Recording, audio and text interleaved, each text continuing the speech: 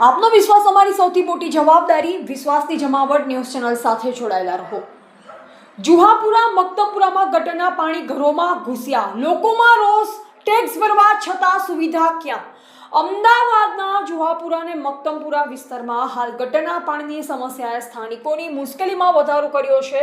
વિસ્તારની અનેક સોસાયટીઓમાં ગટરના પાણી ઘરના ટોયલેટ, બાથરૂમ અને કમ્પાઉન્ડ સુધી પહોંચી ગયા હોવાના સ્થાનિકોનો આક્ષેપ છે. એટલું જ નહીં, કેટલાક સ્થળોએ ગટર અને પીવાના પાણીની લાઈનો એકબીજામાં ભળી જવાની ફરિયાદો પણ સામે આવી રહી છે. જો ગંદા પાણી પીવાના પાણીમાં ભળે તો સ્વચ્છતા અને જાહેર આરોગ્યને લઈ ગંભીર ચિંતા ઊભી થઈ શકે છે. ત્યારે સ્થાનિકોનો સવાલ છે કે વારંવાર રજૂઆત કરવા છતાં સમસ્યાનો કાયમી ઉકેલ કેમ કરવામાં આવતો નથી.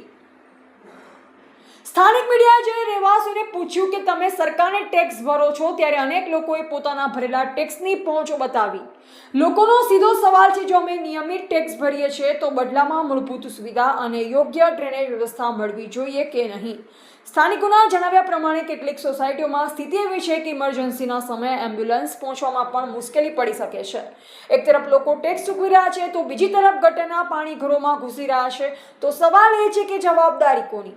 સ્થાનિકોની માંગ છે કે અમદાવાદ મ્યુનિસિપલ કોર્પોરેશન તાત્કાલિક સ્થળ પર પહોંચી પરિસ્થિતિની તપાસ કરે, ગટર અને પીવાના પાણીની લાઈનોની ચકાસણી કરાવે અને જો ક્યાંય ગંદા પાણીનું મિશ્રણ થયું હોય તો તાત્કાલિક યોગ્ય કાર્યવાહી કરે. હાલ સમગ્ર મામલે સ્થાનિકોમાં ભારે રોષ છે અને લોકો માંગ કરી રહ્યા છે કે માત્ર તાત્કાલિક સફાઈ નહીં પરંતુ આ સમસ્યાનો કાયમી ઉકેલ લાવવામાં આવે.